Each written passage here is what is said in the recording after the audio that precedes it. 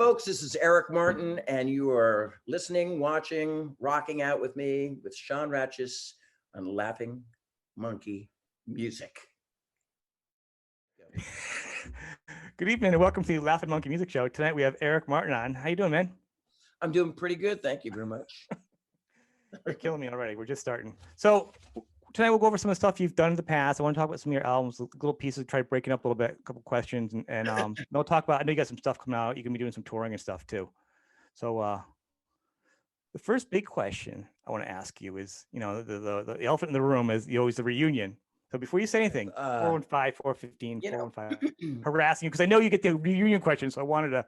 Oh, sometimes, yeah, I mean, there's a few reunions. That's all you get. That's all you get of those. So no, I'm just harassing you. No, the 415 thing, actually, we did a reunion about, I want to say, it feels like 20 years ago, at the Mystic Theater in Petaluma, California, really small, little cool town. Y&T has a bunch of live records, or maybe one or two at that place. And 415 did a reunion, ironically opening to Y&T. And it was Troy Luccketta, Tesla, John Nyman, Y&T, me, Dave Jacobson on keyboards, Tom Duke, and Mark Ross. And Mark Ross has passed away since those days, but it was really, really good. And the Troy Luccketta actually got a bunch of people together and videoed the whole thing.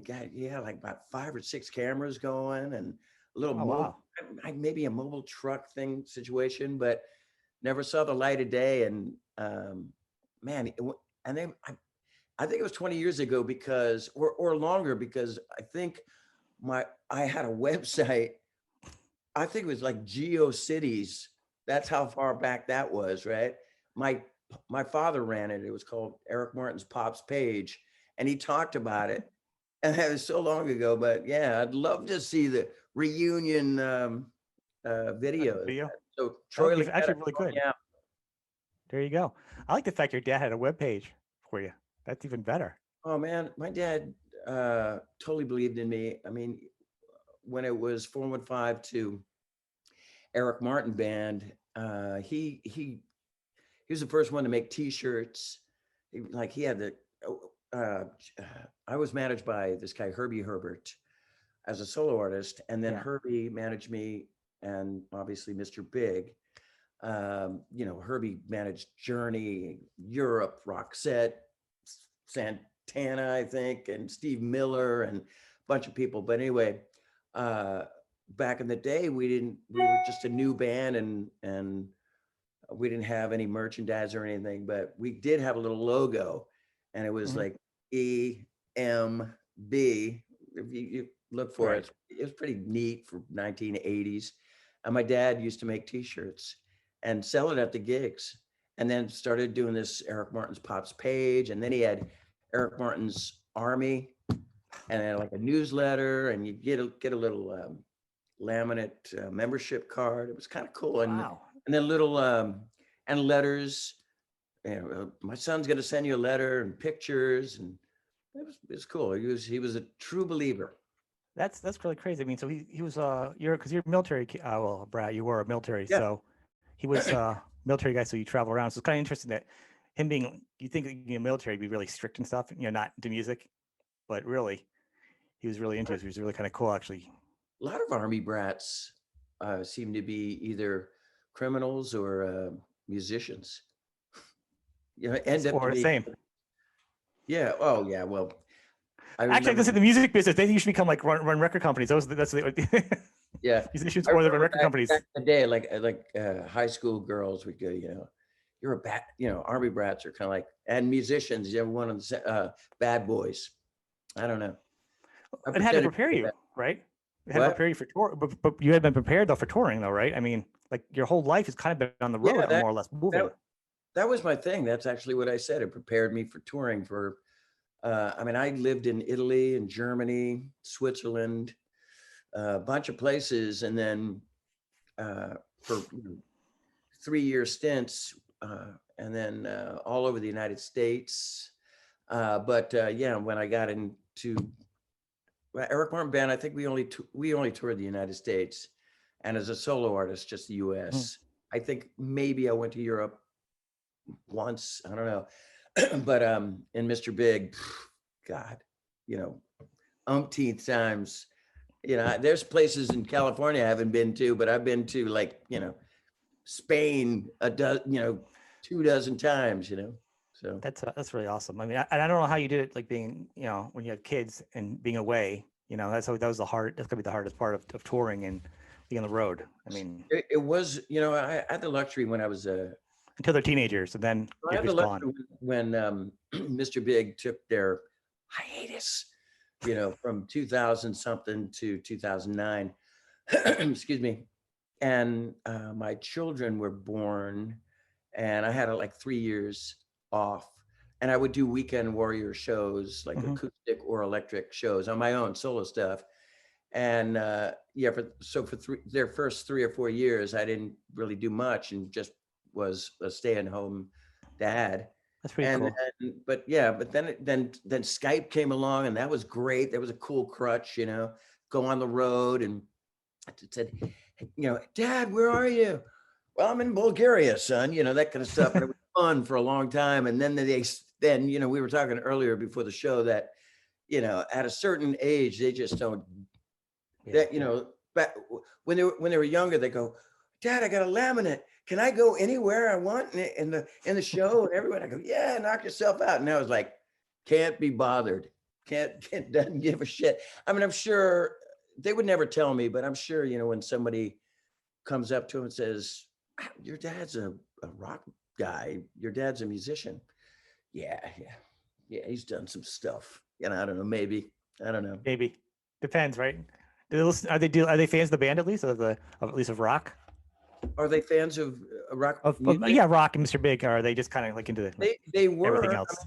I mean, I put, they're rock musicians' kids, you know, so there were posters in their rooms, you know, when they were little kids. They had AC/DC and Iron Maiden and Mr. Big and Bon Jovi and Van Halen, all that kind of stuff. The stuff that I had, you know. But like, I mean, in my mind, I could still see my son Dylan, 3 years old, jumping on the bed to Highway to Hell, singing you know, I'm on that, little kid singing Highway to Hell. It was awesome. And then they, it was kind of I'll condense this story, but I reached out to Billy Sheehan and said, my son was interested in playing bass guitar, but he's left-handed. And Billy goes, I don't think Yamaha makes a left-handed bass guitar, but I'll look for one. And blah, blah, blah. And he found in a music store in Japan this left-handed bass guitar thing. And he sent it for one Christmas for my kid when he was like about 4 or 5 years old. No, a little older. I'm sorry, maybe 6, 7. And along with a Billy Sheehan learn how to play the bass instructional video and some guitar picks. You know, not guitar.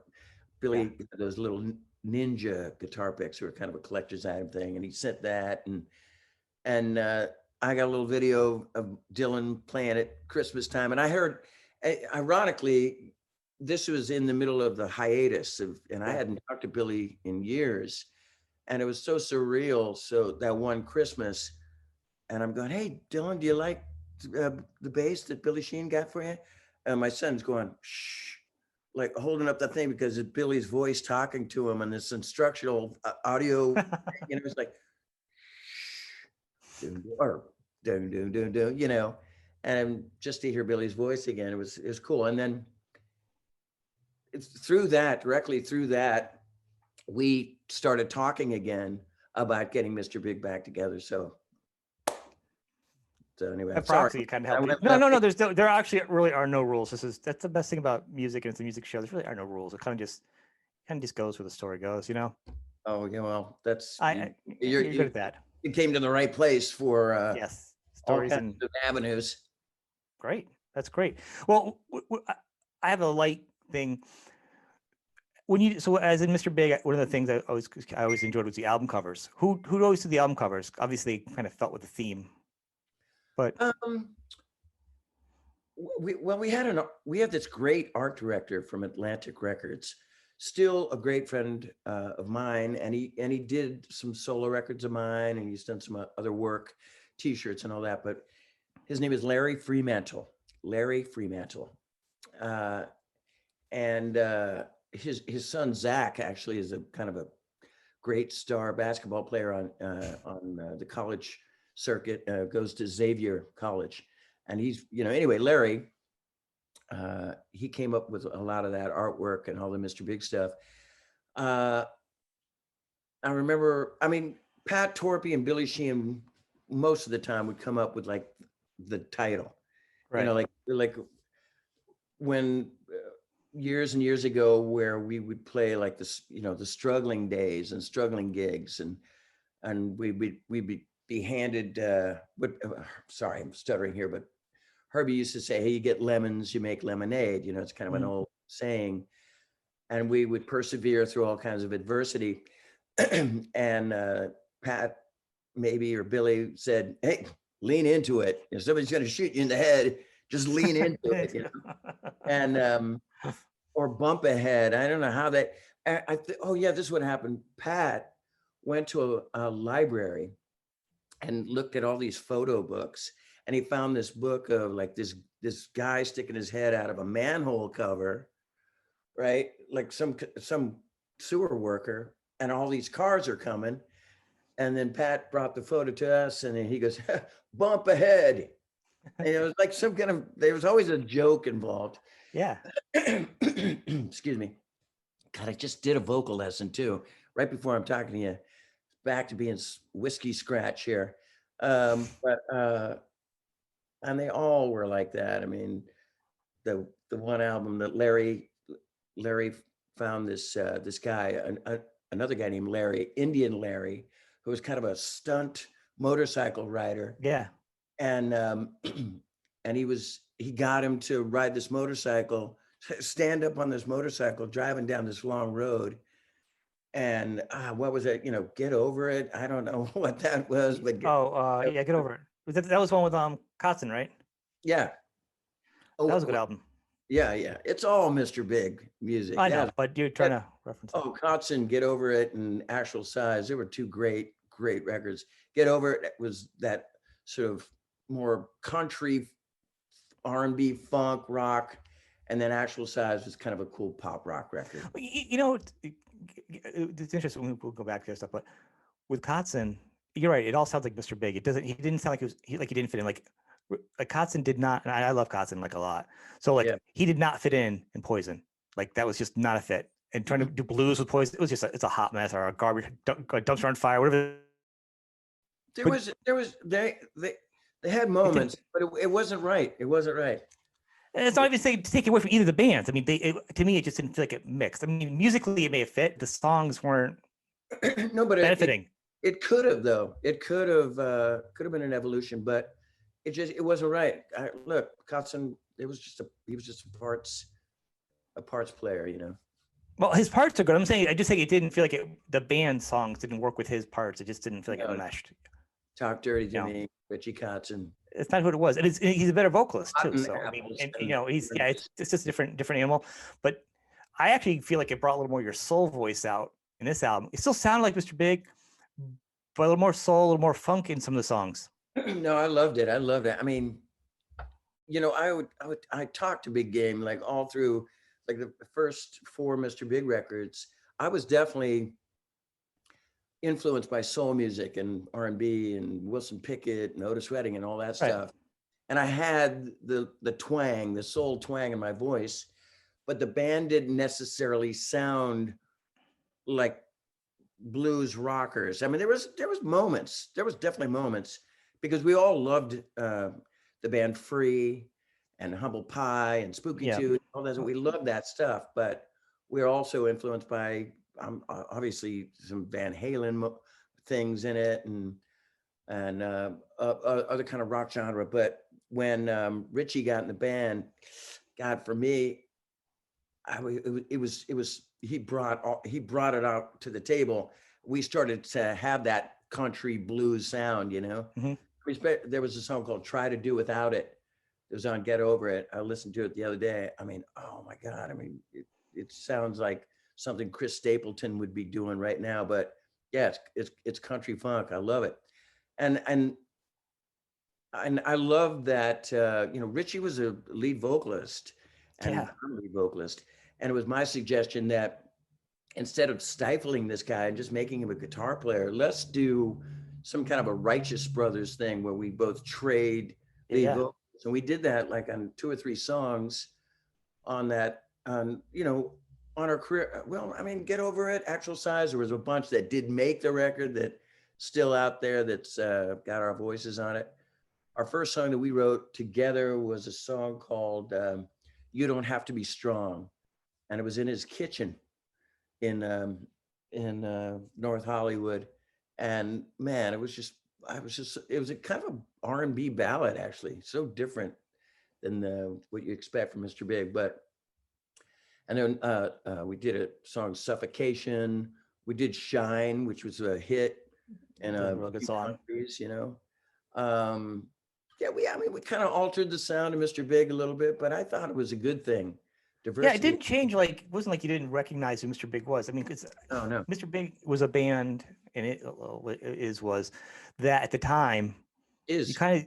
It's still, look, I'm talking in past tense of a subject. I'm not an English teacher. You're killing me. It's product is still out there. I got guitar picks today that say Mr. Big on it. I haven't quit. All right. I'm not saying you quit. You're killing me. I'm saying at the time when grunge was there, like a lot of the bands were devoured. You guys kind of flew over it. I mean, no bands were making like the big records anymore because the industry changed and then digital downloads, whatever. But Mr. Big didn't have a sound. You did not sound like Van Halen. You did not sound like Motley Crue or Metallica. So to begin with, it really had a lot of its own sounds, which is very hard to put in a corner. And then Ritchie himself he's got funk and blues and rock and soul. I think he'd be bigger, but I don't think a market's been able to grab onto him because he's just kind of a lot. He's a lot of different things. He's good at a lot. I don't know why nobody would grab onto him. I mean, he's always been sort of kind of underground in a way, but he likes it. I think he likes it that way. I mean, you know what I'm saying? How massively talented he is and all the things he does. Like one market he hasn't just exploded because he just did now 50 songs and 50 on an album, 50 and 50 or something. Ridiculous, right? Oh, but they're great. I know. Like you, I'm a huge Ritchie Kotzen fan. He's a good guy, funny as hell. Live, he's just, you go away shaking your head going, how the hell does he do that? He's no throwaway songs either though on his album. There's no like junk. They're all, they're all good. No junk. They're all good. All good. Yeah. All right. So I like that. So anyway, we agree on something. So anyway, that was we agree on something. Kill me. I love that. So it was weird at one point. So getting back together, I know Mr. Big you guys kind of broke up, sort of. It took a break. Was it a hard break up, or was it kind of weird? Yeah. They're all hard breaks. But when I say hiatus, that means I don't really want to talk about it. Yeah. They were all. Look, looking back on it, it wasn't bullshit. It's just that when we got back together in 2009, nobody really talked about it, which is okay. Because years, you lose the taste for hate after so many years. You just sort of forget about it. We swept it under the table. We got back together. There was a few little animosities here and there, but the key that we stayed together was we had respect for each other.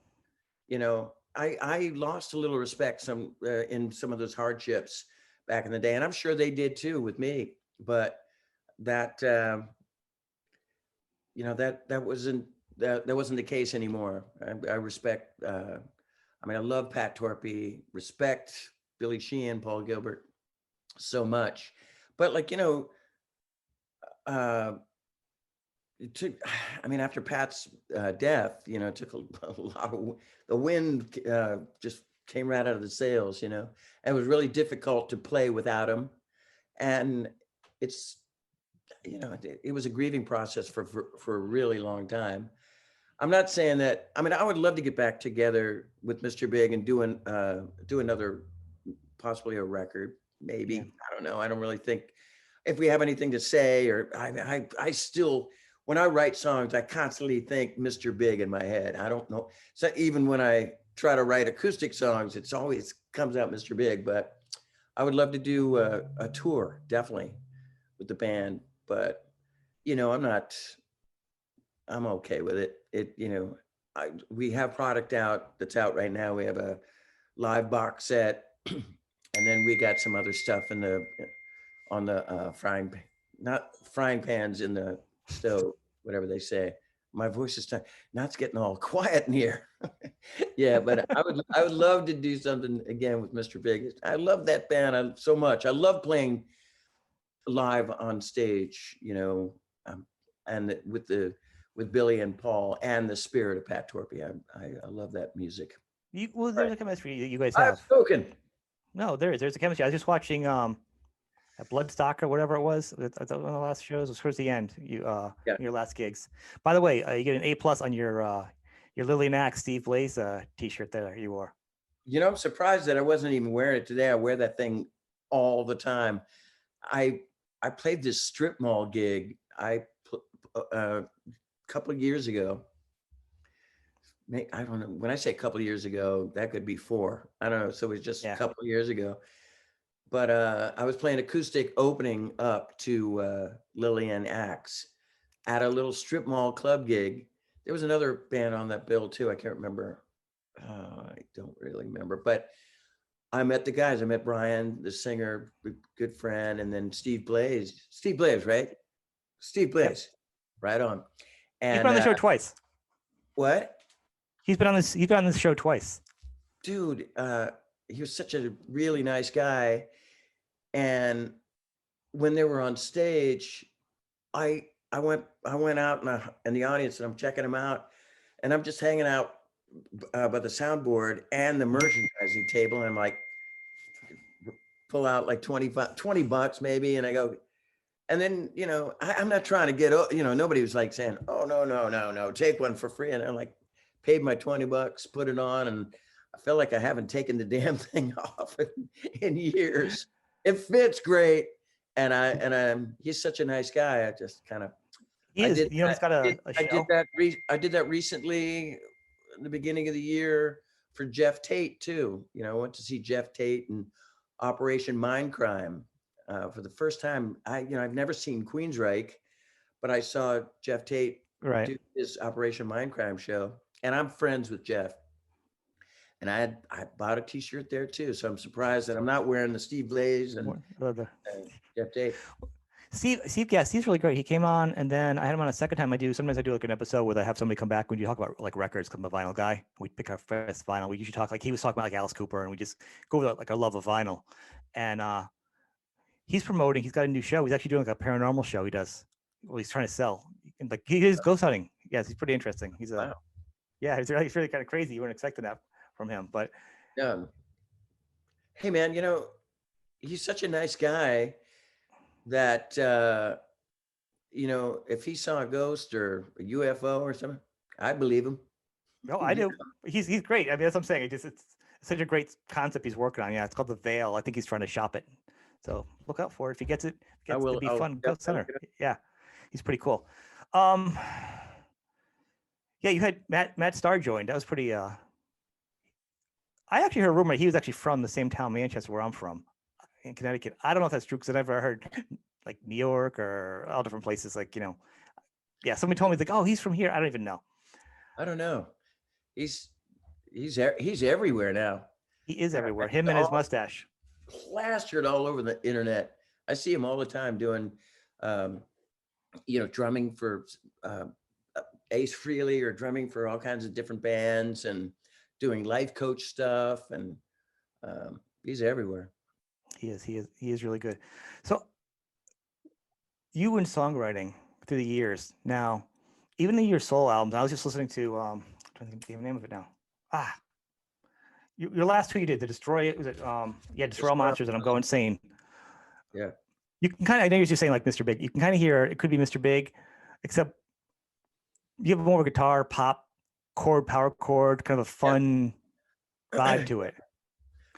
I did that. I meant to do that because, everybody's like, hey, you need to do like your own solo record, and everybody wanted to hear Mr. Big songs and that kind of stuff.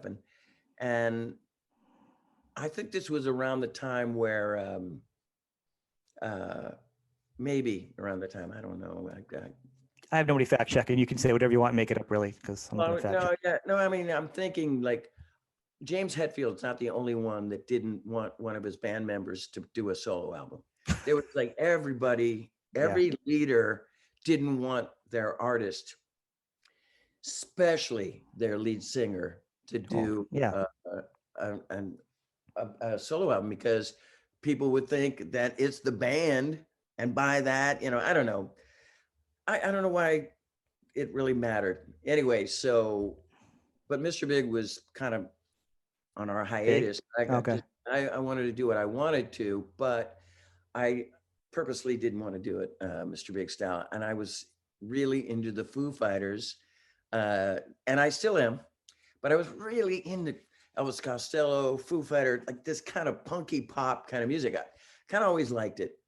And I played acoustic guitar for years, but I got a couple Fender Telecasters, and I was playing that at gigs, solo shows, where I play some Mr. Big music or I play my own music, and I just started writing this pop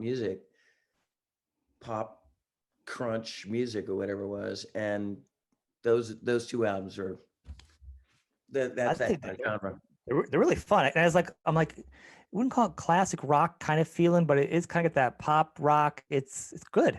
Hard to explain. Well, that's why it didn't sell. Yeah, it couldn't put it in. Nothing sells nowadays with rock in it. But it could have sold. This was like 2004. Yeah. 6, I don't know. But but they were fun records. It's funny. I mean, and they're still on the set list, some of them, but acoustic wise. Well, there's some good songs. So we were talking earlier, and I don't know if you want to bring it up. I am bringing it up right now. Just opening Pandora's box. Steve Brown, PJ Farley. That was going to come up. Go for it. And those I've known those guys for a really long time, and Steve and PJ were doing something like that too back in the day called 40-Foot Ringo, and that had that style too, that sort of post, I don't know, punk pop kind of sound to it. Ironically, there was a song that Steve Brown had. Like he's gonna sue me. This is kind of funny. We talk about it all the time. He had this song called "Freak Like Me," or like da da da da da da da, some poppy kind of song. And I love the song so much, but I never heard. I heard it live. I didn't listen to the record, but it was fresh in my head constantly. So when I wrote that one solo record, I had a song called "Kansas," and I remember when the three of us got together and we were doing some shows. Eric Martin, the voice of Mr. Big, featuring long ass name. Why can't you think of a name? I was gonna say that. Can you make it any longer? Jeez. Oh, Jesus. So Eric Martin featuring the members of Trickster, Steve Brown and PJ Farley, and knuckleheads from New Jersey. That didn't stick, but yeah, whatever. But the three of us got together and I gave him that song, and I go, hey, I want you to learn this song from my Wayback Machine. It's called "Kansas." And Brown is like, wait a minute here. It sounds like a song of mine. I'm like, no way, man. That's my song. I don't have plagiarism. How dare you? And it's uncanny. It sounds pretty close, pretty damn close. So did I steal it? I didn't mean to, but it's a, here it is. Here, hold on for a minute. It's like, that's mine, but his is like, it has that, mine is like, you go a little crazy, baby. The conversation's petrified. That's like that. And his like, I can't sing this high in this key, but it's like, Could it be da da da da da da da da da? That's his, and it's hey, it ain't My Sweet Lord, but it's pretty damn close. So yeah, God damn it, Listen, you know. so it's actually funny. So I was actually gonna ask you. And Steve was actually harassing about you guys making the album. He's ready with Oh, him. Steve Brown. Yeah, Oh man, they're God, those guys. they want to make an album with you, man. They know. You know what they want to do? They want to. Okay, I got to choose my words carefully. They want to do a Van Halen record. They want to. They want to have the Van Halen sound with me singing on it, and I just don't want to do that. You know, I'm not. I mean, The I don't. caveat is I don't. You know, I don't want to the do that. caveat is you actually auditioned, or you almost auditioned for Van Halen now, so it's almost a Van Halen tie-in now. Not really. I mean, yes and no. I mean, I was asked to come down and audition, and he was met the guys over the years. You know, super nice person, and you know, and it would have been cool. I mean, look, coulda, shoulda, woulda. You know, I wish I say this all the time, and it's probably in every video podcast thing, but if I would have done it, God damn it, I was wearing the same shirt when I said the same thing in the radio 25 years ago. So I'm not going to say it. It coulda, shoulda, would have done it.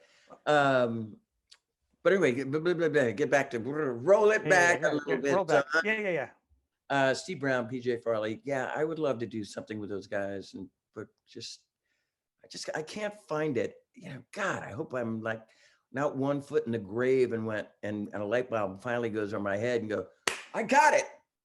You know, I got, now I know I want to do, you know. I've been writing with this German guitar player singer named Oliver Hartmann, who I played.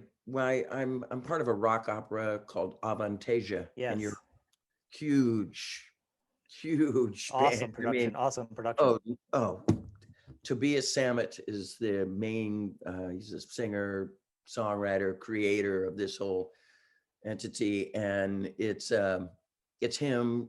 Great German rock and roll band, heavy metal, a lot more metal than rock and roll. Same thing, isn't it? Just louder. Anyway, and then 5 to 6 singers, including the 2 Americans, me and Geoff Tate.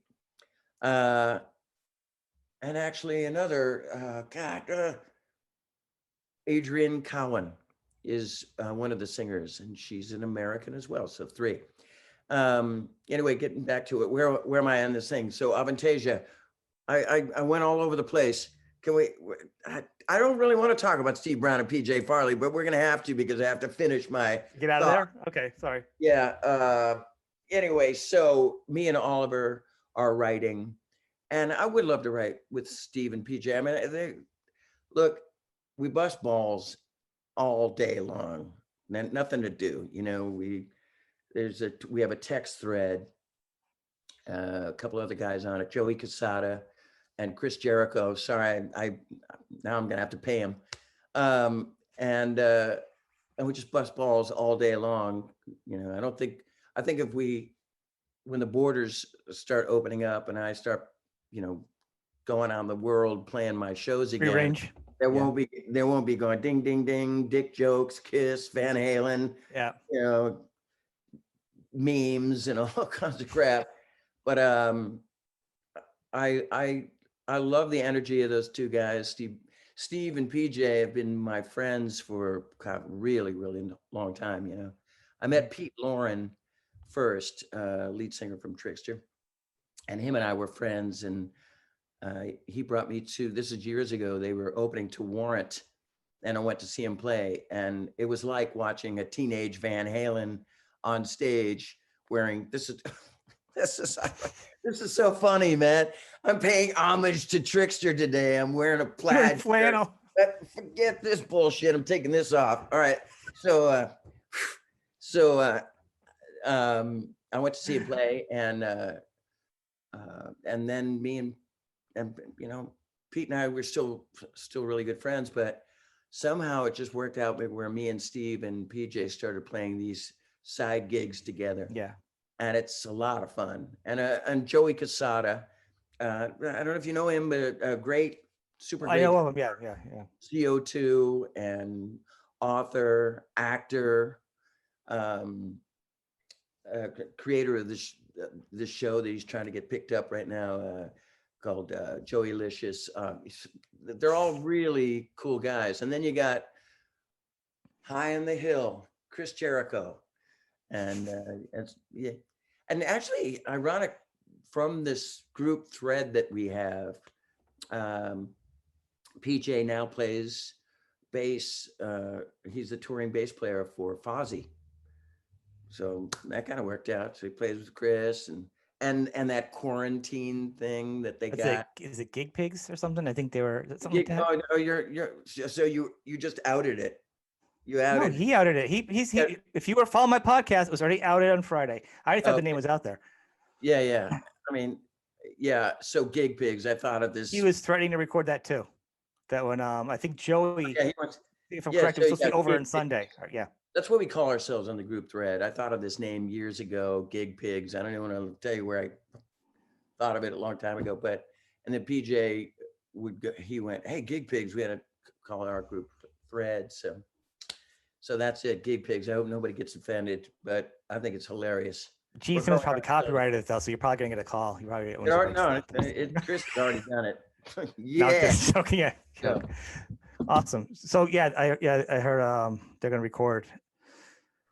You guys like a vaudeville act. That's why it'd just be fun. It'd be interesting to see with Joey and you adding to their metal, just see what would create more of an original piece. But you said you already got kind of a sound going on there, so that might be a little different. Live, it's like a ZO2 television show on set. Do a live album then. Yeah, live. No, you got to see it. You can't really.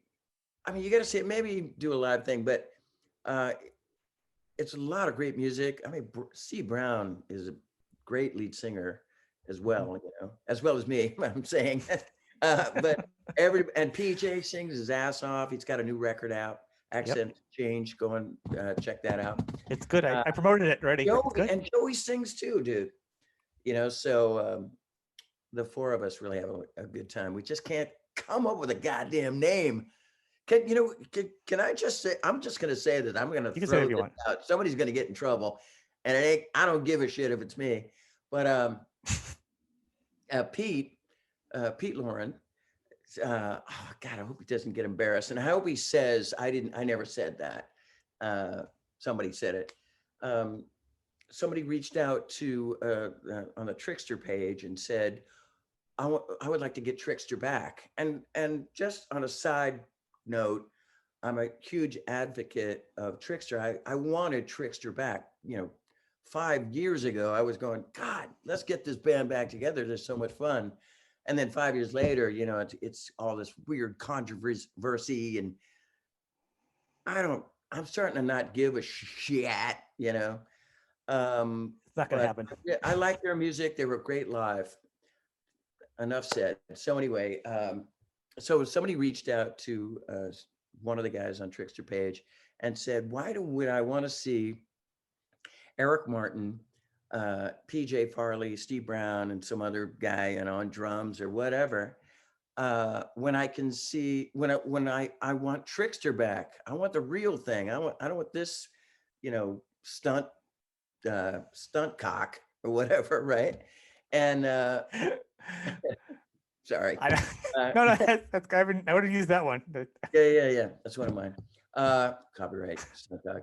And then Pete, I think it was Pete, said, yeah, it's like drinking, Circus lemonade. And it was hilarious to me. So maybe one of those two knuckleheads got offended, but I thought it was brilliant. And I said, I think we should call the band Circus Lemonade, because we are playing our band's music. Yeah. We're not, it's not our band, really. We're just playing homage to ourselves, Circus Lemonade, man. I think it's great. And those two other guys, you were like, no, they were not having it. And I go, what about Knuckleheads? And they're like, No, we don't like that either. So now it's Eric Martin, the voice of Mr. Big, featuring members of Trickster, Steve Brown and PJ Farley, and and sometimes why is Joey Casada. So that's How would you fit that? Like, how do you fit that like on a board? You would actually need to do like it's too big. It's ridiculous. you would need like 2 theaters to put on if you like continue it down the road at the next theater just to have all the lettering on that. That's insane. Oh my God! Can you see playing at the Chance in Poughkeepsie? The letters will fall right off the marquee. I just stopped after like Brown PJ. I'm like, I know who's there. It's just too much going on there. I know. I get the idea. So, all right. So I'm glad I said it. It's out. Yeah. First of all, I think it's hilarious. It's not controversy, and it's like I'm not calling anybody names. I love all these people that I'm talking about and working with. It's just hilarious. It's a fun name for a fun mix. For the humor. You can take the piss out of yourself, so it's fun. It makes it fun. That's absolutely. Although when they take the piss out of me on the Gig Pigs thread, I don't really like it. Anyway, you have to work that with a therapist, then I guess. I don't know, man. Yeah. My therapist is paid overtime. All right. You're talking about your guitars. What do you got? So you're always playing acoustics. I don't usually see you playing a lot of electric. Oh yeah. Well, I have Fender Tellys, 2 of them, and then I have a cursed Gibson. As this Gibson SJ 200 is it? It's not 2200. SJ 200. It's a big jumbo tobacco. It's when it's good, it sounds beautiful. Sounds like a nice roaring fire. I mean, it's like really warm, and it's gotta be a heavy instrument, right? Is it heavy? The SGs, all that's heavy. Yeah, it is kind of heavy, but it's cursed. The pickup's blown up a bunch of times. Look, I'm not a bumpkin. I'm traveling. I know to detune my guitar strings and definitely have a nice hard case when I travel. But for some reason, the neck's broken twice. Baggage handlers, thrown that case, like, oh, what a nice case. Let's test it. Let's bring the gorilla in, and it's cursed. I've taken on stage before and then missed sound checks and got up on stage and, hey, everybody, thanks for waiting. Open the guitar case, pull it out, and like the neck's broken, a crack in it where you could open it up, that's a nightmare. That's gonna be like the worst feeling. But it's at the shop right now. My good friend, guitar repairman extraordinaire, Chris Barnett, is fixing it, and he goes, "What do you have for me today?" And I go, "The cursed Gibson." Sorry, you know what? All these dings and all that stuff. I don't know if you can hear that. Yeah. I'm just waiting for my big break, but no, it's not. It's the Gig Pigs sounding off again. Yippity yappity yeah. Hey, did you hear Kiss's new? Constantly. Yeah. So Gibson. I got a couple Yamaha acoustic guitars. I have a Washburn. I have something called an Aspen, which is one of my first guitars I ever had. Actually, my first acoustic guitar was a K-A-Y, and it's a classic oldie. And it sounded like shit for so many years, and I sold it, or gave it away. Oh, it's probably worth thousands now. Anyway, a lot of the guitars, a couple of them I paid for, and a couple I got for free from Billy, Yamaha. I think I even have an Ibanez guitar in here too, On the records, when the ones that I played on, it would say Billy Sheehan uses Yamaha, Paul Gilbert would use Ibanez, Pat Torpey uses Tama drums, Eric Martin uses everybody else's stuff. Like that. Yeah. I like that. I know. So I know you're a big jokester and stuff. What about pranks? Like, you ever do any pranks to Mr. Big, or you got any good like, I'd imagine like you being on stage, just be on stage and like the bands get their solos and stuff. Like you go off, you come back with like a pipe and a book and a solo. I can just imagine doing some other kind of ball busting stuff. There was, I mean, there's been a few, you know, when you travel with bands and you're on kind of a lengthy tour, say maybe 2 months or 3 months or longer. At the end of the run, both bands will attack each other in some comical way. Somebody will, Right. there might be tears. Somebody might get their feelings hurt, but all in all, it's just, you know, it's a ritual. It's a humorous ritual. We did something like that with years and years ago. Enough's Enough toured with us, and that was their first big tour. And at the end of it was Mr. Big, Enough's Enough, and a band from the East Coast. They were called Princess Pang. Heard of them? Yeah, I don't know. I can't tell you a song, but I've heard of them. Yeah, I can't remember the songs either. A pretty blonde singer, kind of rough, and yeah, they were kind of cool. I like their music. Different from ours, which is good. So was Enough's Enough, more Beatlesque, and maybe indirectly Paul Gilbert was influenced by that, and maybe wrote Green Tinted 60s Mind from that, you know what I mean? So, but we're on stage, and I totally remember the place. It was at Toad's place. Was New Haven, Connecticut, right? New Haven, right? It's still around. I'm sorry. It's still around, so you'll be waiting for you to come back and do your show. Bullshit. Yeah. Toad's place. Yeah, Toad's place is still around. Yeah. Oh well, then good. Well, I'm still immortalized on their T-shirt. They used to have a T-shirt with all the bands that played there, and right in the middle was Mr. Big, this big.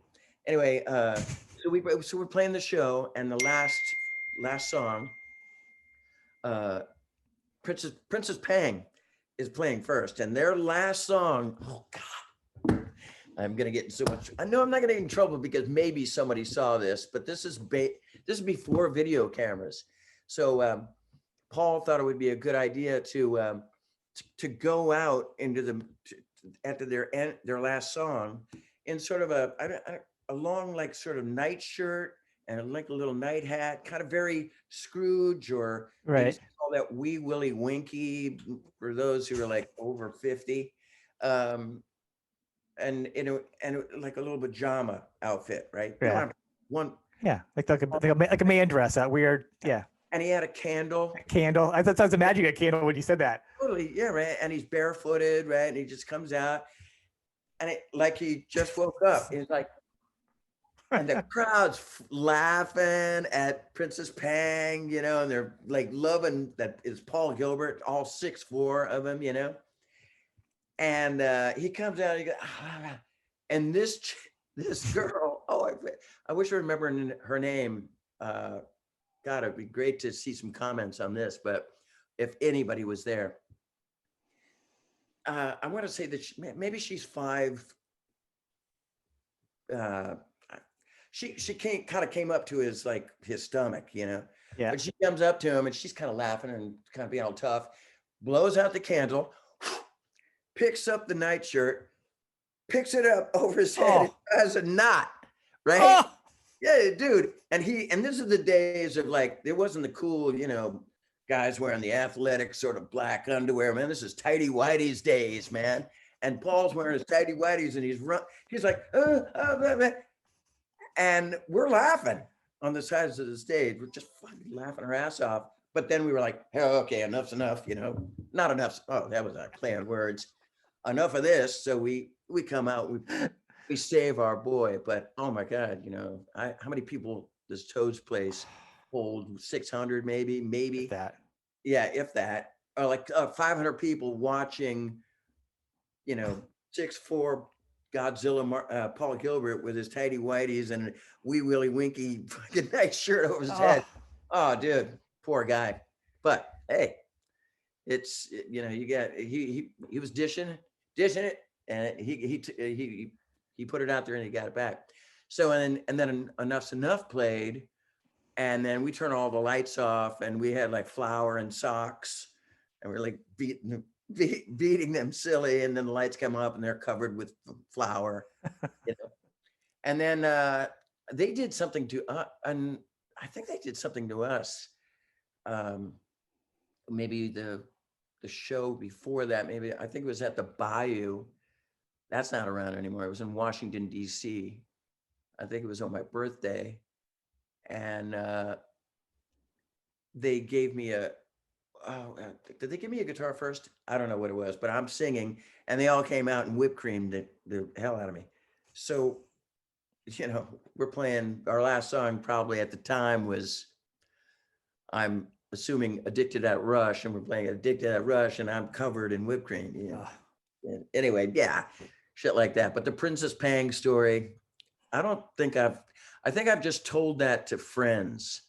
I don't know if that's out. So there you have it. There you go. That's a scoop. Great. Look, man. That's actually funnier than Paul always getting his hair caught in the drill. And yeah. If you're a fan of Paul Gilberts or Mr. Big, I mean, you've heard that story a million times, but yeah. But the best story of that was, okay, so he gets his hair caught in his drill, it was inevitable. It was bound to happen. But the following year, in Atlanta, we're playing a nightclub, and Paul got this wig and put the wig on, and he was purposely gonna put the drill, glued the guitar picks on a drill, blah, blah, blah. And he was gonna stick it in and then lift it up and go drill with the wig. And there was gonna be a joke. He planned it. And so we play our song, he sticks the drill in his wig, and it gets stuck in the wig and his hair. Again, total Spinal Tap. Well, Spinal Tap. And it's like, stop the show, So stupid. That's hilarious. He said nothing ever really bad happened to me that I can remember.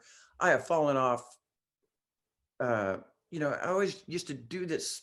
Why do singers jump up on the riser and we play with the drummers, cymbals? I mean, Pat would go, it's, that, what do they call that? When you're playing the drums, you go.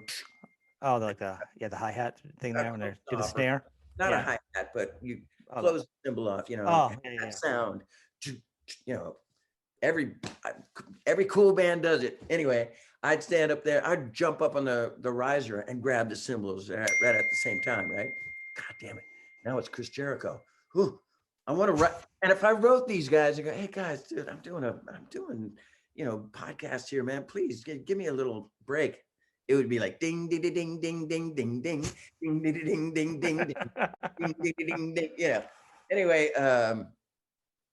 but I jumped up the riser and I used to do this, and Pat thought it was funny in the beginning, but his drum tech, and there were many, but like this guy Ange Dunleavy would go, dude, I polish these cymbals all freaking day long, and I take care of my boy's drum set, and you're grabbing these cymbals, not cool, So, but that's not part of the story. The story is me jumping up on these risers, and the risers started getting higher and higher.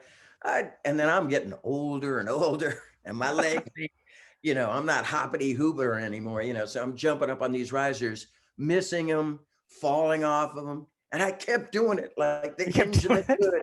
Oh man, I have sprained wrists and knee and twist kneecaps, and yeah. So that's my stupid. That's not really a prank. It's a prank on myself. Yeah. Well, yeah, but the Paul one is pretty good. Though that's pretty Paul's funny. Best. That's one of the best stories. I mean, this wasn't a prank, and Billy's. I think he kind of knows this, but we're playing at Budokan, and we're doing an encore, and I was also notorious. I got beat down so many times by Pat. Don't spit water up in the air, but it looks cool with the lights.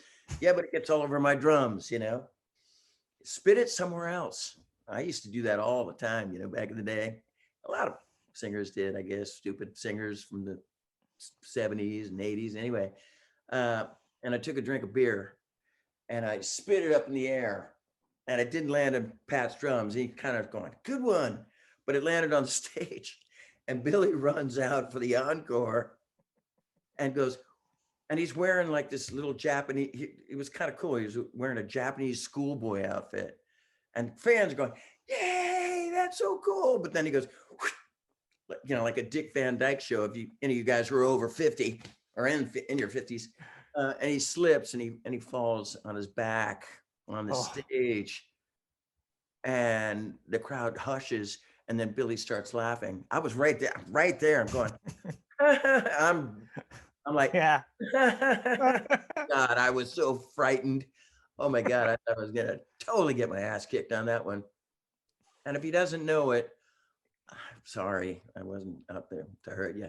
Anyway, but again, let's go back to Paul. That was the best story. Paul was probably that is a good one though. That is really funny. Look at, I was thinking about this the other day. How, well, somebody asked me what was it like to tour with Rush, and I really had a great time, but not in the beginning. In the beginning, it was really rough because most of the people that stayed for us, I mean, you know, that an opening act for Rush, man, that's hey, anybody want a beer? You know, that's you got to go out. But they stayed with us, but nobody paid attention to me. They were looking at Paul.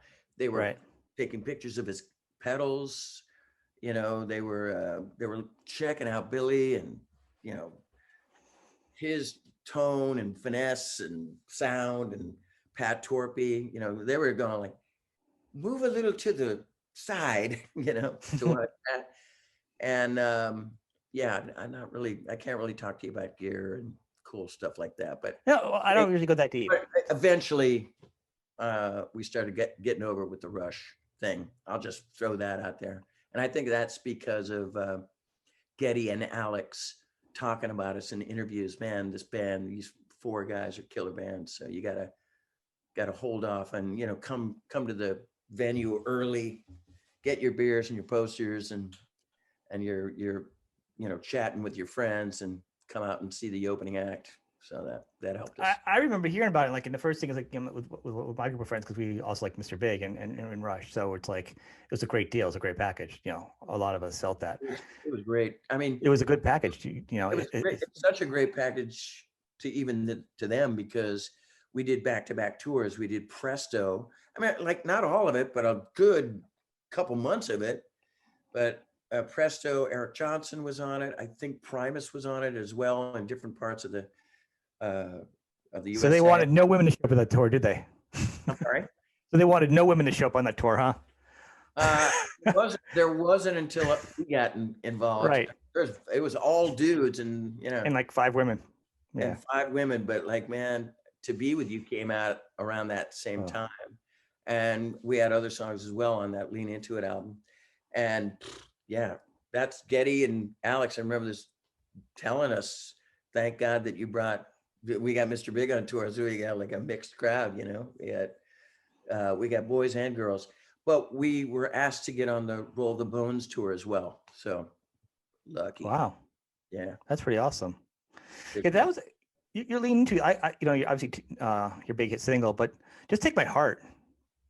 That's a good song. That song, I'm gonna be honest with you, at least 2 or 3 times a year, gets stuck in my head for like 2 or 3 days. I don't know how to get rid of it. I mean, I'm really, come on, really. It's one of the consistent ones that always gets, like, I hear it once and I'm like, it's like, I can hear your voice singing the chorus over and over in my head, like all day long. Good. I know that it worked. You know that there's somebody said that to me the other day about, you know, To Be With You or Just Take My Heart was such a huge song, and you heard it on the radio all the time. But those are the kind of songs you love to hate. You know, like Huey Lewis and the News grew up. They started out in my hometown, like Marin County, and they were our band. And I listened to I Want a New Drug and Hard to Rock and Roll way before it was on the radio. And it was our tune, and it was on the radio a little bit. I was like, yeah, fantastic. Then all of a sudden, gun, gun, gun, gun, gun, gun, gun, gun, How to Rock and Roll. I was like, God, I fucking hate that song. It was like To Be With You.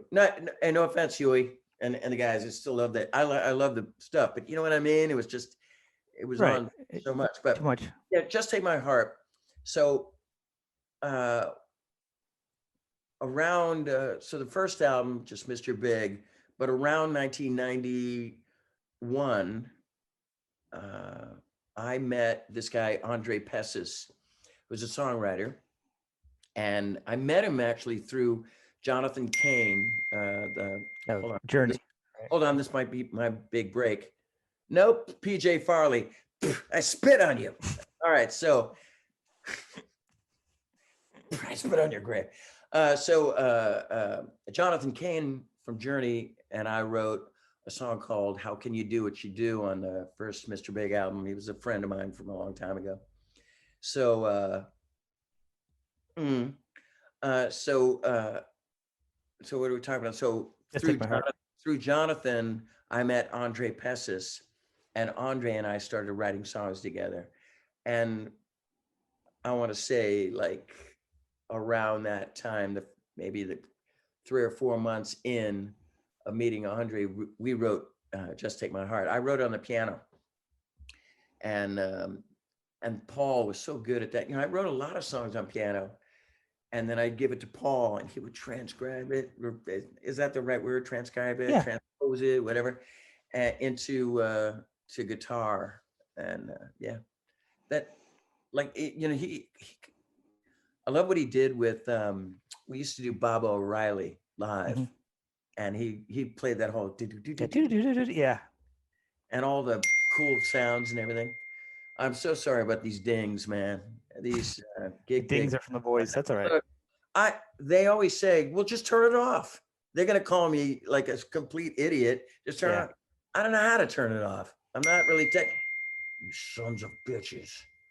Okay. Well, you know, so actually, we're gonna. Yeah. What do you do? So I have it on my cell phone. I'm gonna ask you a tech question. I have it on my cell phone, and then I have it on my computer.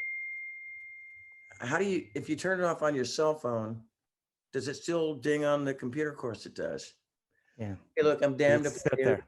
Yeah, if you turn off one part of the audio and start playing around with it, you might turn off yourself. We'll survive. There's been worse things. It's the internet. What are you gonna do? There are 20. You know what? Jackass. Don't they have albums to make or something? Jeez. Yeah. Doesn't PJ? All of them are supposed to be working on albums or something. So they got. Oh, they're pissing me off right now. They're talking about me. We're doing this to piss off E. My nickname is E. Yeah. Oh, yeah. Sons of bitches. All right. No offense to their mothers. It's just a saying. Okay. Go. I actually think to be with you is actually, that's one of the few songs I didn't really get sick of. I probably could listen to a lot of radio. I get sick of, because I know it'll wear it out. So I didn't get burned out on it. Huh? But I did notice when you guys, I was going to ask you, so when you did the video, Just Take My Heart, was more in black and white. It was kind of ballady, but I felt like you kind of had this, like, usually you're a jokester. You look very serious in that video. Like, it felt like you were trying to, like, go for like a tougher, I don't know what it was, or you're just pissed or something about that look in your eyes. No, I'll tell you exactly what it was. It was like 5 below zero. And it was in an old church in Chicago. We were on the road, and it was an old bombed out, burned out church with no roof. It was snowing, and they had umbrellas. They didn't, like in a photo shoot or something that you see, and they have the lights and they have this umbrella kind of thing. They were using that as well for the light and also to keep the snow off of us. It was freezing cold, and I'm like, the MTV generation. We're musicians. We're not actors, and so like a lot of this, bullshit.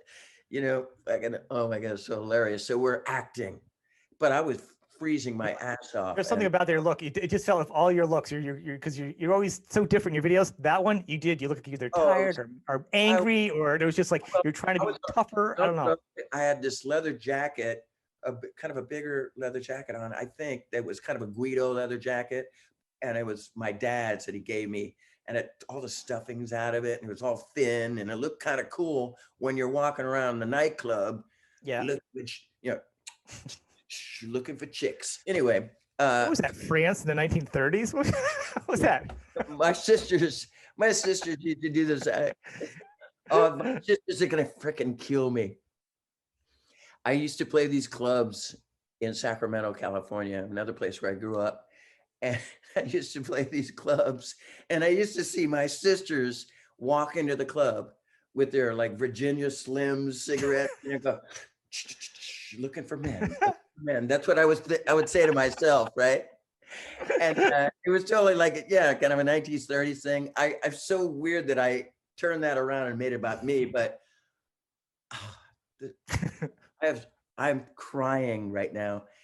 And I would see Joni and Lori like coming to the club and I go, hey, Eric, your sister's here. And I'm like, I go, oh my God. They come in, right? And then looking for men. Anyway.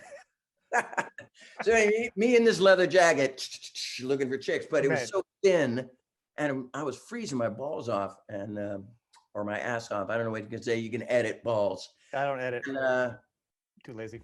And that's the intense look in the Just Take My Heart. That's what it was? I don't remember. It was that.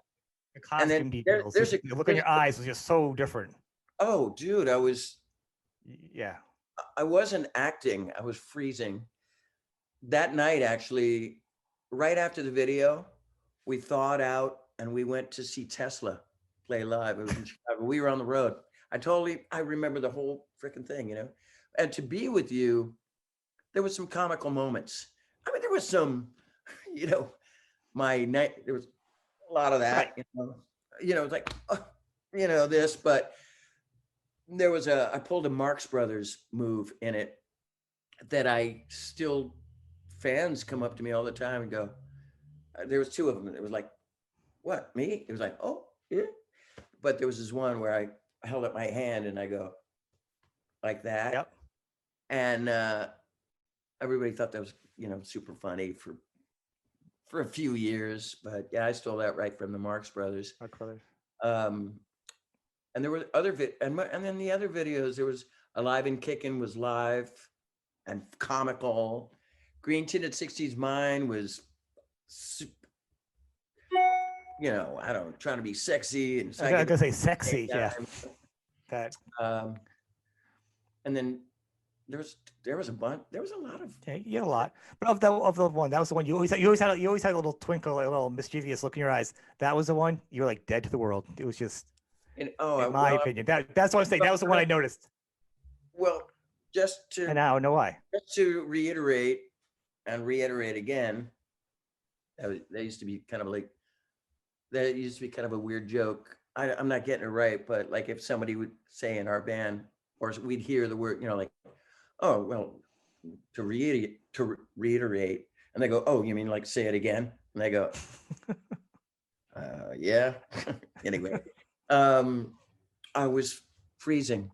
I was so fucking cold and I was tired. We've been on the road for a really long time and pushing, you know, to be with you, I think. Yeah. You know, once you get a hit, it's all great. It's all fun and games. 15 countries, right? Work your ass off. And it was good. It was fun to do that, but man, it kept us on the road. That's what we wanted. You know, I complained a little bit. I was a singer, but yeah, I was just burnt. And it was a day off and it was nighttime, winter time, Chicago, Illinois. No, I'm glad I thank you because I got that story, because now when I get the song stuck in my head like 2 or 3 times a year, when I hear, I'll be like, you know, maybe it'll help work itself out. So I have the song stuck in my head for days. Not a bad song, but just, you know what I'm saying? You get a song stuck in your head all day long. Yeah. That's the one from you guys that gets into my head. There was another one.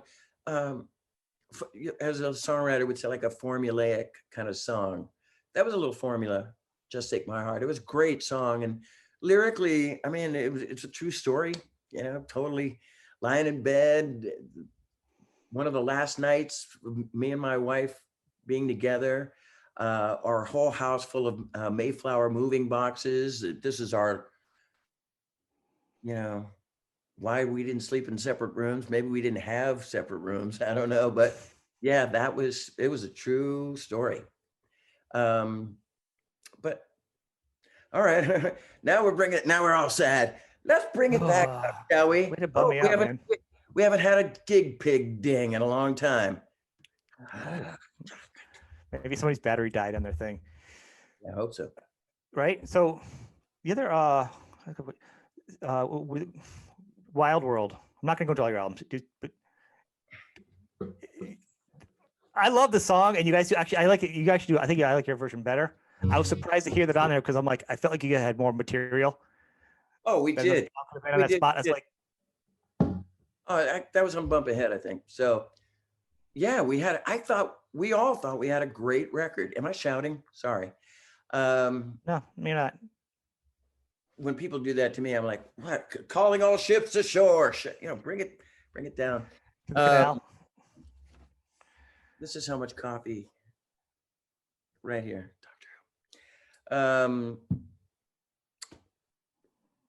When when we finished the Bump Ahead record, we all thought we had the nucleus of just a really cool record. But it's what happens when you have a gigantic hit on your Lean Into It record, your previous record, 15 countries #1, and the record company is like, ding, oh man, give me the next To Be With You. And we were hoping, I mean, look, it's the nature of the game. And they asked us to do another song. They didn't really there was no suggestions. It just said, give me another To Be With You. And I'm like, oh shit, I can't write another To Be With You. I mean, I didn't want to, I just didn't feel right doing that. Paul actually wrote a song too. It was called 7 Impossible Days. I don't know if that's on the record or B-side, or I don't remember. And it was the 7 Impossible Days trying to come up with another song because they gave us a week or they weren't going to release it. And I don't remember, I think it was one of these things. Oh God, I'm going to play it. I'm going to look like an idiot, but anyway, the little run for Wild World, Paul was like, hey, what's this? Is this Cat Stevens? And me and Pat and Billy, the old guys, we go, yeah, Wild World. And I go, let's do that. And I always loved that song when I was right. young. I mean, I was huge when I was a boy. Yeah, where I worked at the time, they played like Star of 104. It was like a soft rock type, right? Yeah. So to me, I was like, oh, I'm surprised you're doing that song. But I did kind of win because I got to hear Mr. Big at work. Yeah. It's like the gateway drug. Like you could hear that because that was played on the radio station. You hear that, and you're there, did you saw? I'm like, well, at least I'm hearing something. So it wasn't earth shattering. I was like, I just was surprised at the time of of your material, but it worked. It was a hit. I mean, yeah, it was. I mean, I'm not. I mean, when we first did it, I'm sure a couple of the guys. I'm sure Billy was like, whatever, right? I don't think he cared for it, or I'm sure he likes it now. But I don't think he cared for it. I don't think Pat cared for it. Paul definitely didn't want to do something else. Yeah. And I was a team player. I didn't want to do anything else either. But I always loved Cat Stevens. I'm a huge Cat folky back in the 70s. And I go, yeah, let's do Wild World. And I thought it was good. I'm glad that we didn't do it like A To Be With You, make it, like Cat Stevens' version. I think the drum sound in there is maybe him beating his foot against a suitcase. You know what I mean? It has that. Yeah. That was awesome. And it's really, really cool. And it would have been fun to do that, but we'd already done something like that in To Be With You. So when the band turned it around and made it kind of a power ballad rock song, it took on a whole new life, and it was a lot of fun to play and a lot of fun to sing. And it showcased again, our harmonies. Mm-hmm. It was like a kind of the next To Be With You. It's a cool song to do a cover of too. If you're going to be doing covers of songs, it works. Who's going to knock Cat Stevens? I mean, I'm sorry. I said, who's going to knock Cat Stevens? So if you do a cover song, no one can be firing shots at. But it could have been like, Peace Train. Or it could have been like, can you imagine, if we were brought into Atlantic Records? Oh, or if Paul Gilbert, who wrote the tongue-in-cheek songs, 7 Impossible Days, goes, we're going to do Morning Is Broken. I mean, thank God we we played it straight, you know. Well, all your cover songs, I mean, Walking has broken. Yeah. You've done even your original stuff, and I was giving you a hard time earlier about being Mr. Vocalist, and you got promoted to Mr. Rock Vocalist. But all your covers that you did, you know, if people don't know, you did a bunch of songs for Japan label. All those songs that you put your own twist on, so you didn't do everything verbatim, which is nice. So that kind of carries over in all your music. You don't do exact copies of stuff. I'm glad. Yeah. Yes. I don't hear that. At least I don't hear that. I mean, I could be wrong. I mean, you are the singer. I'm just a guy with an opinion. Well, I don't. I want to do my own spin. I mean, like I when people ask me all the time to do like a tribute records and sing like stuff, and I can't sound like. Oh my God, I got so much shit for doing. There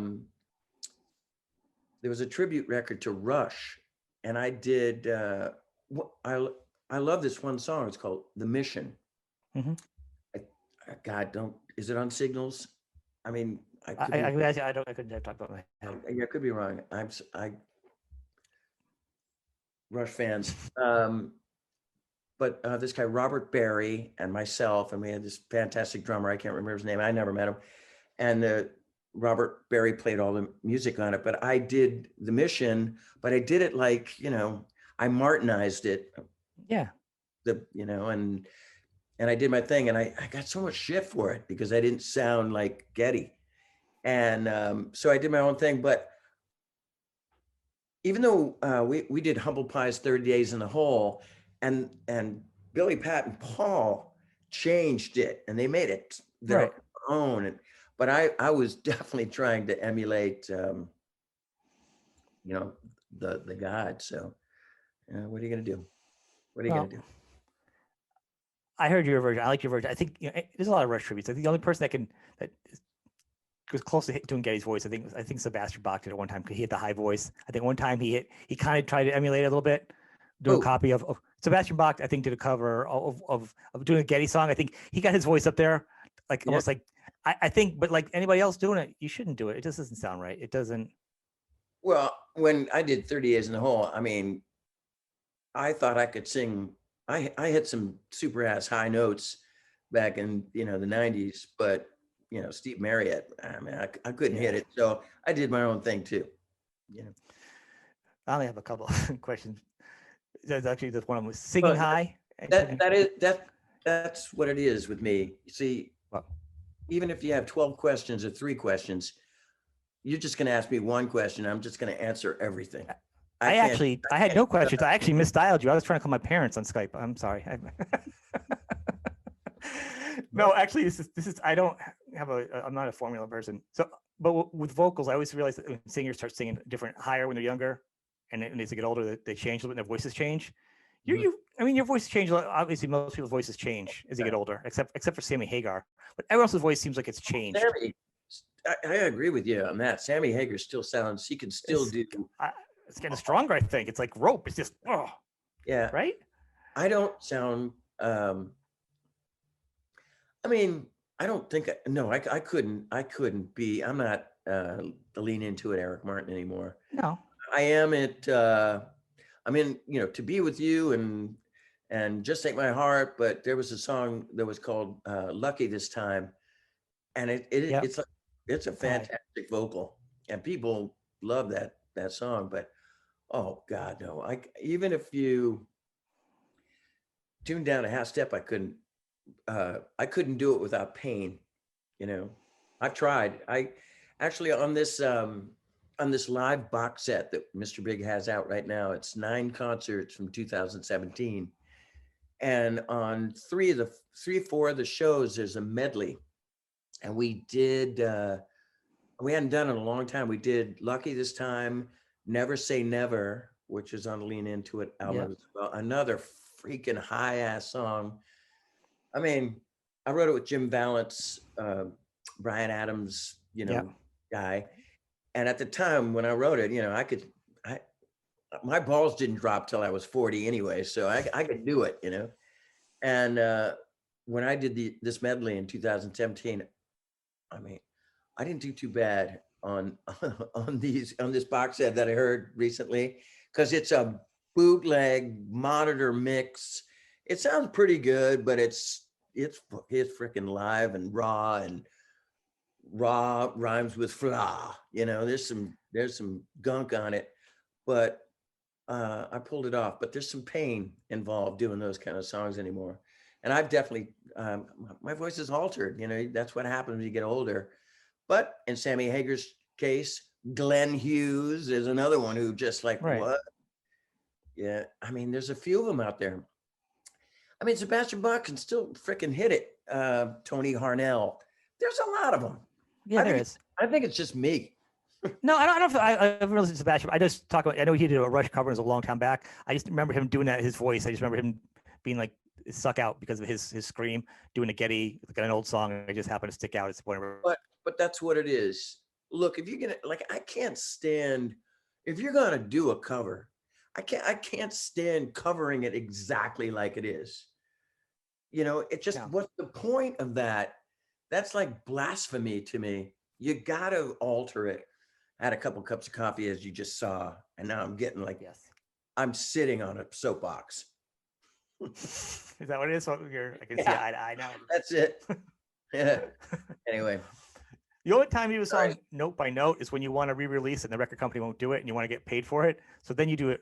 Then you re-release your own songs note by note to beat the record company. That's when you do the note by note. Yeah, people do that. Yeah, they do. You do that. I don't know how that's worked out publishing wise and marketed, and I don't know how that's worked out. We did oh my God, this was kind of a tough, right after our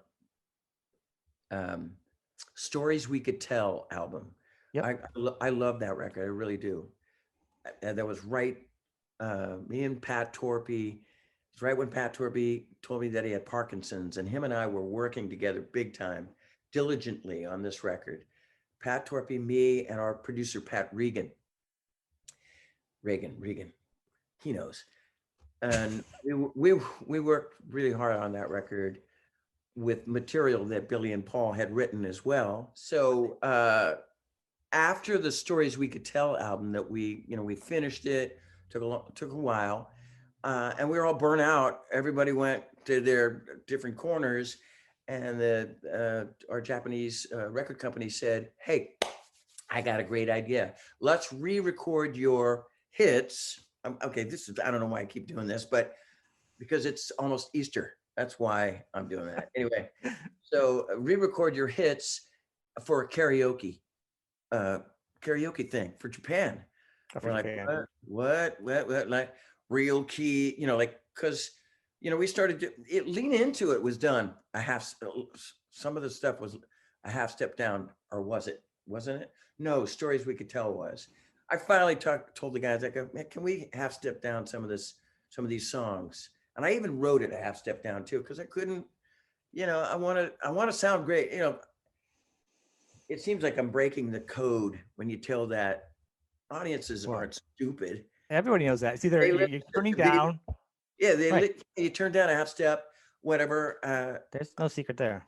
No, there's no secret there. I mean, who are we fooling here? I mean, they're listening in their car to driving to the concert, listening to fucking all this, great rock and roll music. Even talking about Mr. Big, listening to, Lucky this time, but then they go see it and it's a half step down. They're not going, oh, bummer. I mean, maybe they did once, but like, it's the natural thing now. So anyway, so we re-recorded To Be With You, Green Tinted 60s Mind, Addicted to That Rush. I think Big Love, maybe Take Cover, a song that was on Take Cover. What album was that on? I can't remember. I don't know. It was like a couple. It was a couple in. It was like, I don't know. It was a great. Hey Man. It was on Hey Man. Hey Man. Another great album cover. Fucking fantastic album cover. So anyway, we re-recorded these songs in those keys, in those 1992 keys, for this karaoke thing, and oh man, that was a bitch to sing. I'm the on, in full voice, To Be With You, and all these songs. But it was and it was really hard work for me, because when the band was done with their tracks on Stories We Could Tell, I Right. had to sing all this stuff, and it took me, a week or two, maybe a week, to do all these songs. And then the karaoke thing came the next day, and they all revisited their parts again. But it was really, I have it, and I think maybe after this little chat that we're doing, I want to listen to it again, because it was us in the room singing To Be With You harmonies, and we hadn't done that since 1992, and that was just a surreal moment, because To Be With You, it's just a beautiful thing. Anyway, yeah, and that, so the karaoke thing is out there. It's not going to be released as a record, but yeah. Is it out there now? You said it's out there somewhere? Out there somewhere in karaoke land,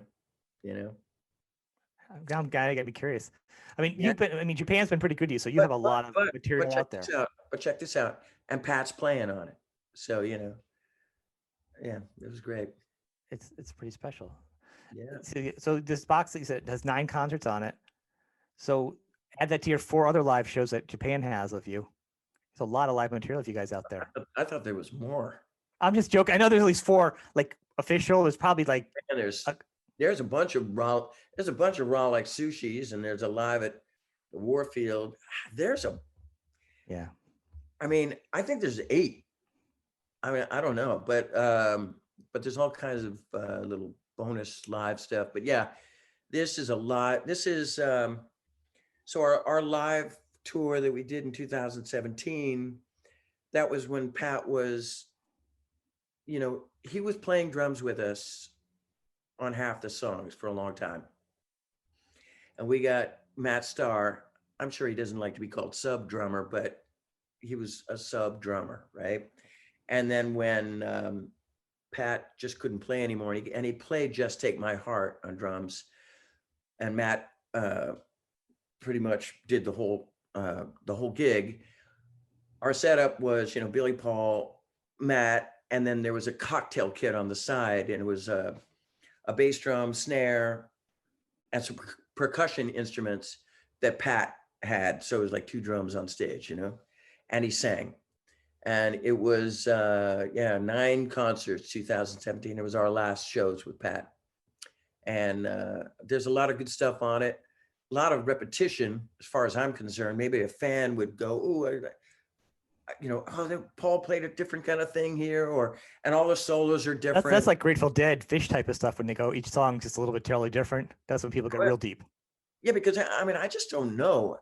I played in a band for 30 years with these guys, and I mean, I stayed for some of the solos, but a lot of times I'd go run backstage and go to the bathroom, or run behind Billy's amp, which was called Billy's Cafe, and had a couple glasses of wine back there, and didn't really pay attention until listening to some of these live records, and they are different.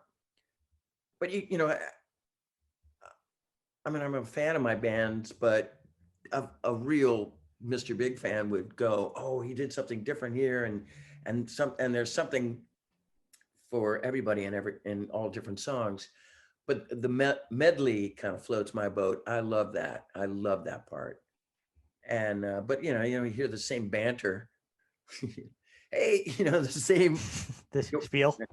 Yeah, I can almost feel it's audio, but I'm like, I know I wore the same thing 9 times. You can hear your flannel shirt. Yeah. But it's it captures the moment, the original Mr. Big together. That's pretty awesome. So I think so. You told me you're getting ready to do something now. So actually it looks like you're getting ready to play out with those knuckleheads who actually stopped calling you all of a sudden. Your words. Steve Brown's words. I got it on video of him. I thought Eric Martin Band was suffice. I thought it was great. Always complaining from the peanut gallery. But yeah, we are about ready to go out. with some gigs are with Steve Brown and PJ and Joey Casada, but the majority of them is me playing acoustic, PJ on electric bass, and Ben Hans, Hans. Ben Hans, he's a percussion player and a drummer that has his own thing, jazz thing, but he's a percussion player for Kip Winger. Okay. We played a show in there was a few of them, but we played this one in Kentucky, and instead of like John backstage while the bands are on, I'm out there watching Kip Winger, and Kip is, oh my God, Kip solo is just great. Oh my God, it's so, I mean, from that Kentucky show, I went out and bought, Kip Winger's solo records and was an instant fan again. But Ben Hans playing with Kip, and we were ironically playing this gig that I'm actually playing in 12 days in Richmond, Indiana, called the Firehouse. And me and Kip were supposed to do that show together, but Kip got a sore throat at the end of the Kentucky show. And I go, oh, shoot, I really was looking forward to playing together. And he goes, yeah, hey, I can't do it, but Ben would like to come in and play with you.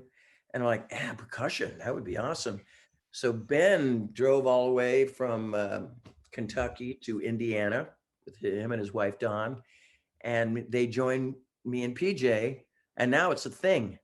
I wonder if Kip is thinking back. I wonder if he's going, I want to play some solo shows. Ben, are you available? No, I got Eric Martin shows. What are you going to do? So, so me, PJ, and Ben are playing maybe 15, 16 shows, but they're COVID comfortable shows. I just totally want people to be aware of that. Here I go again. It's almost like, yeah. You know what it's almost like, man? The Rush Presto tour when the two bunnies were the rabbits. Anyway, it almost come full circle. It is full circle with you. Everything is full circle with you. I Kevin Bacon the whole fucking thing. So except the amount of coffee I'm drinking and I'm all pumped, it also takes some of the brain cells away from me. So yeah, we are playing a bunch of shows, and I'm looking forward to it. The COVID comfortable thing that I was talking about was it's still masks in tables and stuff like that. Even some of these promoters, they don't want to do it like this, but I go, you got a barricade? I'm like, dude, you're playing an acoustic show, tables and chairs. I'm like, no, I want like a Iron Maiden barricade. Oh, like on the ground? Well, what about one of those salad splash guards instead? It's like that's not cool. That'd be funny. Although I was saying, you do a meet and greet at the end at some of these things, and I'm like, no, I call it a meet and die. That's a little joke there. When it's planned, it doesn't sound cool. When it's off the cuff, it's cooler. But some of these places are opening up, and they're taking temperatures at the door. It is what it is, man. You want to see a rock show? You got your shots yet? Have you had both your shots yet? I got the one and done. I got the Johnson & Johnson one and done. Isn't that the one that's only like 60% good? It's good, and it's supposedly. I did it about 15 days ago, 2 weeks ago, and I think I'm supposed to like at 28 days. I'm definitely going to go to heaven. I don't know. I did the vaccine. I'm happy about that, but I'm still, wearing a mask, and I don't want to get sick, man. I'm totally unlucky. Well, you're so ambitious to be thinking like in 10 days we're doing a show. Is the numbers going crazy? I'm unlucky in love and unlucky in getting sick. Now let's bring it down. Let's get all maudlin now. Let's get it. I'm all slumping. I've been slumping in this chair. Gotta sit up straight. My parents were alive right now. My father would be slapping me on the top of the head, going, "Sit up. Stop playing with your penis." Wait a minute. Wait, the wrong show. You are a big record person. Am I right? I think I heard you're into vinyl, right? Oh yeah. What would you say Right your over there. your 5 vinyls you've been listening to, and like the one vinyl of them or any of them that you think that people have to have? That is, I'm not saying like Michael Jackson's Off the Wall or Back in Black that everybody has. I'm saying like what album do you think people should have in their collection? Like I like to get turned on by different people's music is what I'm saying. You know. I'm not. You know, I can't really. You know, when you suggest something to somebody, they're like sometimes they're like, I don't really get it. It's for the people that love rock and soul music. Um, One of my go-to records is Joe Cocker, Mad Dogs and Englishmen, uh, and Leon Russell's in it, and all kinds of great singers.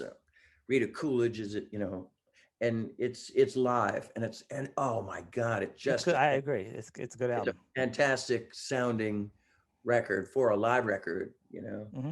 and I love Leon Russell on anything. oh, So me too. Oh he's God, just like that guy's underrated. Like he's just oh, he's ridiculous. phenomenal. And Elton John too. I mean, I love Elton John, and you know, I was listening to Captain Fantastic and the Brown Deer and Cowboy the other day. I mean, I keep looking over here because I don't want to show it to you right now because I got prints of the Beatles, their lithograph Beatles. Can I show you?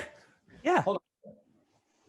I can't. I want to move it around because you know this. I got probably dirty laundry around here, but I have like lithograph. I That's mean, really cool.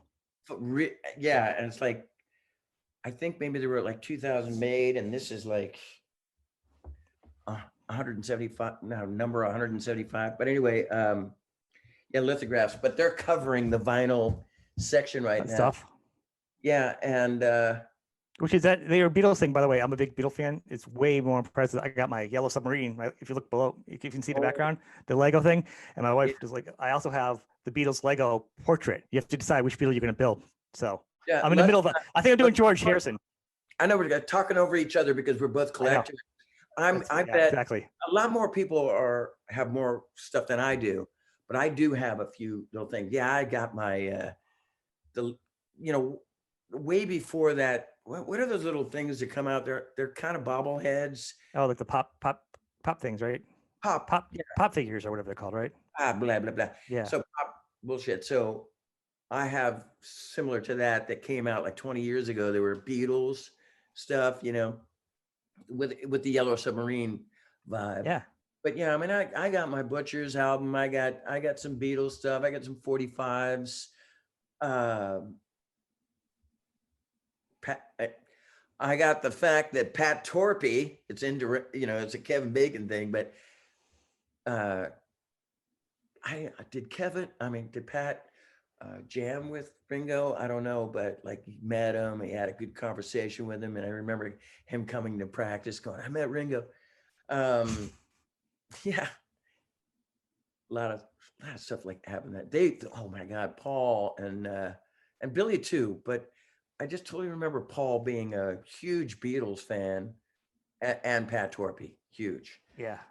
They they both had like a bunch of vinyl and stuff on that. And I, you know, I have this Rubber Soul, Hard Day's Night. I got all the albums and lithographs. I got them from Nice. when we toured Japan, like one of the first time or second time. And I don't. This is a collector's thing, but we were sponsored. You know that drill thing with the drill getting caught in the things. Hair. Yeah. A Forever drill in my company, mind. a Japanese Yeah. drill company called Makita, sponsored us on a worldwide tour. I mean, we put, you know, Rolling Stones. I remember one time I had Joe Van Musk, which was a perfume back in the Yeah. late 70s or something, 80s. And they had Joe Van Musk somewhere in their, you know, Yeah. artwork in the back. We had these Makita drills. They were in the back somewhere. And, but the advertising company, they gave me these lithographs. And then that was around the Lean Into It thing. So it was 30 years ago. I've had these things and they're all over the house. And I'm putting, Those are, and you know what, ironic, I was gonna, for this podcast, or webcast, whatever you call it, I was going to put this up behind me because this is the ugliest. You got Guitar Center behind you. Look at me, man. This is bullshit. I feel like I know, but me and my, yeah. You get some nice red pillows also. Yeah, that's nice little. I got my red pillows on a blue couch. I thought that was kind of cool. But is it blue? It almost looks brown from here. And the screen looks brown to me. Oh, it's brown now. Yeah.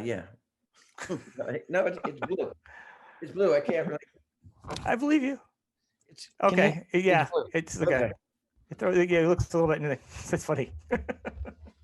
Well, and I'm totally blowing it for myself right now. But when I moved I live in a condo, and when I moved in here, the space in this living room part, it's kind of a loft condo, but the space in this living room part couldn't fit the couch that I bought. And so this couch is actually my kids' couch from their game room. I know it's not Richie Rich conversation at all, but they had a little game room that they do their PlayStation 4. And they go, Dad, that's our game room couch. Yeah, well, it's going in. You know. So that's it. I know my kids are gonna.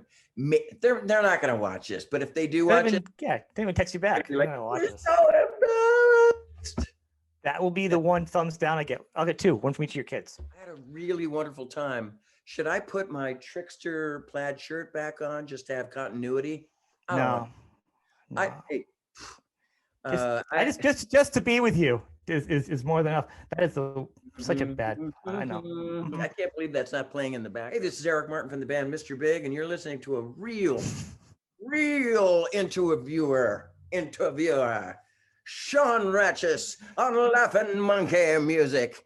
Take the G off of laughing and put a laughing and talk like with an Irish accent.